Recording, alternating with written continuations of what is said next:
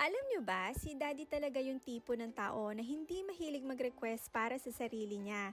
Parang okay na siya basta masaya at kumpleto kaming pamilya. Pero syempre Father's Day ngayon kaya sabi namin ng mga bata, teka lang, dapat may special tayong surprise para kay Daddy. Kaya eto na nga niluto namin ang mga paborito niyang pagkain. Yung tipong kapag ito yung nasa mesa, siguradong mapapa-extra rice siya. At syempre gamit namin ang Bimoli Palm Oil, the healthy cooking oil. Made from pure palm, cholesterol-free, fortified with vitamin A at may omega-6 and 9 pa. Kitang-kita sa luto ang golden at crispy.